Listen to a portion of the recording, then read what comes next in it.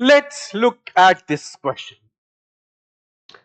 Respiratory diffusion membrane comprises of, ये हमसे पूछ रहा है कि रेस्पिरेटरी डिफ्यूजन जो मेम्ब्रेन है उसमें क्या क्या आता है। बेटा ये बहुत आसान है, इसमें तीनों चीजें आती हैं, एल्वुलर एपिथेलिया, बेसमेंट मेम्ब्रेन और कैपिलरी का एंडोथीलिया। तो इसका आंसर होना चाहिए D, that is all of these. ठीक है, अब जो बच्चे डिटेल में आंसर चाहते हैं वो आगे सुने।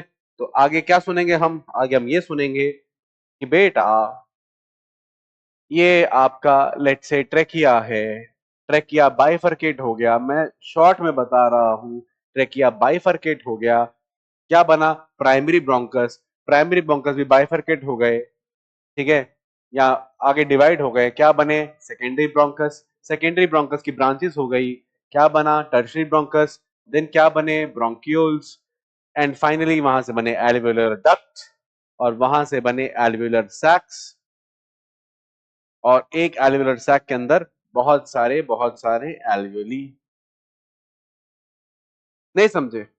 देखिएगा ध्यान से, मैंने क्या बोला कि ये था आपका ट्रेकिया, मैं शॉर्ट में बता रहा हूं, अब पूरा थोड़ी ना इसमें आपको पूरा कॉन्सेप्ट बताएंगे, क्वेश्चन है क्वेश्चन है ना, तो उसमें फटाफट से समझेंगे कि पूरा डिटेल समझेंगे। ट्रेकिया है, ठीक है, और ये है प्राइमरी ब्रोंकस, ठीक है, उसके बाद सेकेंडरी ब्रोंकस, 2 डिग्री मतलब सेकेंडरी, देन सेकेंडरी से टर्शरी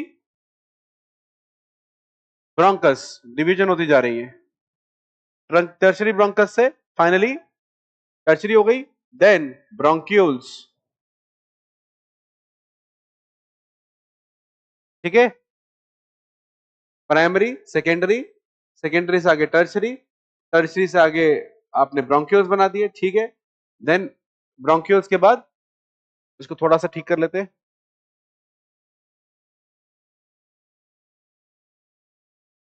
ठीक है, ब्रोंक्यूल से पहुंचे, ब्रोंक्यूल से आगे ऐसे ऐसे छोटे छोटे एल्वियोलर डक्ट्स निकल रहे हैं, उसमें एल्वियोलर सैक्स हैं, ठीक है, डक्ट्स निकलते जाएंगे,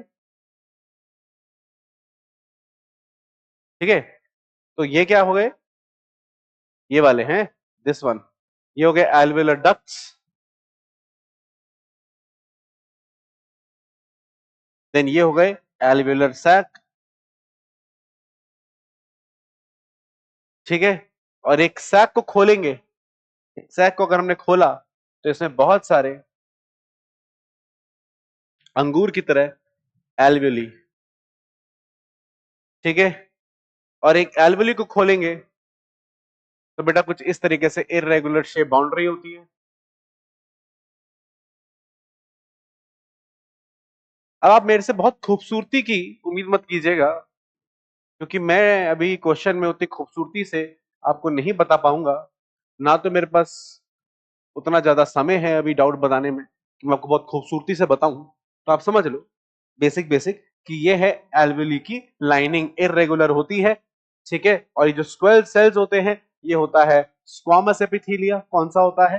ये होता है स्क्वामस एपिथेलिया होता है ये, ठीक है बेटा, स्क्वामस एपिथेलिया होता है, ठीक। और ये किसका एपिथेलिया है? एल्वियोली का एपिथेलिया है, तो इसको हम बोल सकते हैं एल्वियोलर, एल्वियोलर एपिथेलिया, ठीक है, समझे कि नहीं समझे? समझ गए, बहुत बढ़िया, क्लियर। अब नेक्स्ट क्या होता है कि इसके नीचे से ब्लड कैपिलरी जारी होती है। कौन जारी होती है? ब्लड कैपिलरी जारी होती है। अब ब्लड कैपिलरी में भी स्क्वामस एपिथेलिया होता है, एक ही लेयर होती है ब्लड कैपिलरी में। कितनी लेयर होती है बेटा? एक ही लेयर होती है, किसमें? ब्लड कैपिलरी में, ठीक है, तो ये आपकी ब्लड कैपिलरी है, ब्लड की कैपिलरी है, हाँ जी, और ये ब्लड कैपिलरी का क्या है?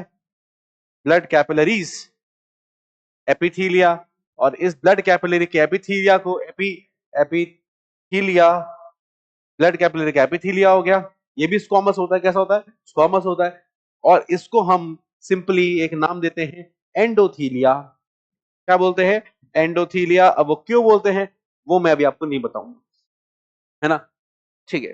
तो ब्लड कैपिलरी एपिथेलिया होता है, इसको एंडोथीलिया बोलते हैं, ठीक है, और ये हो गया squamous epithelia, alveolic epithelia. Clear point, बिल्कुल बढ़िया।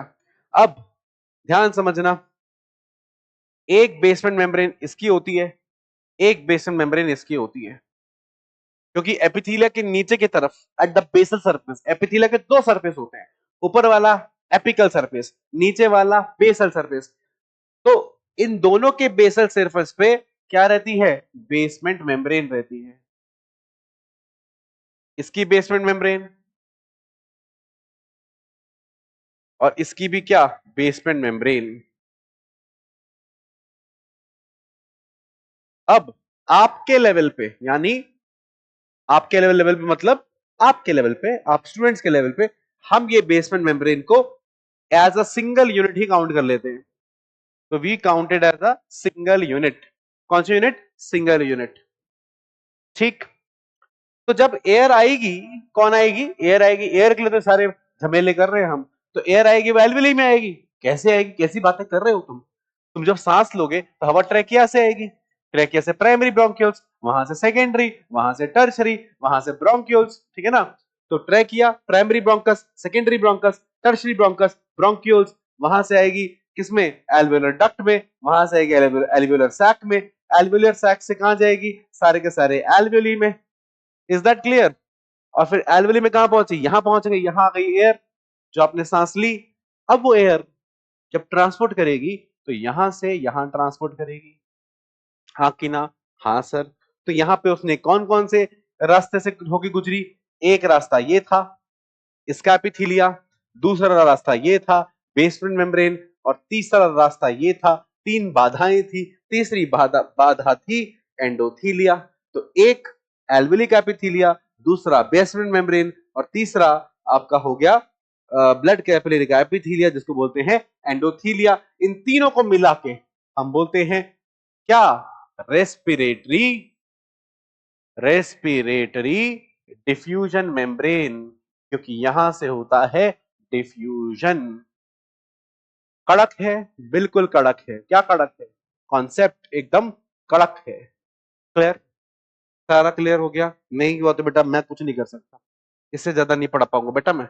Respiratory diffusion membrane comprises of alveolar epithelia, बिल्कुल ठीक है। बेसमेंट मेम्ब्रेन, बिल्कुल ठीक है। कैपिलरी एंडोथीलिया, बेटा इसको एंडोथीलिया क्यों बोलते हैं फटाफट से बताता हूं। जब आर्टरी की बात करते हो ना, वेन की बात करते हो, तो ये होता है सबसे अंदर की तरफ, वहां तीन लेयर्स होती हैं, है ना? अब तीन लेयर में सबसे अंदर वाला जो है एपिथेलिया, उसको बोल देते हैं एंडोथीलिया।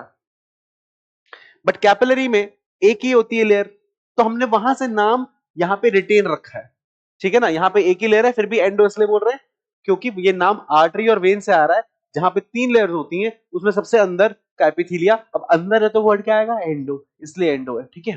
छोड़ो, खैर। तो ये तीनों ही ठीक है, तो हमारा आंसर फाइनली क्या बन जाएगा? All of these. और क्या कॉन्सेप्ट लगाया हमने? एनसीईआरटी का कॉन्सेप्ट लगाया, कौन सा? एक्सचेंज ऑफ एयर का। किसका? एक्सचेंज ऑफ एयर का। ठीक है बेटा, ओके। तो ये हो गया हमारा आंसर और वो हो गया हमारा कॉन्सेप्ट।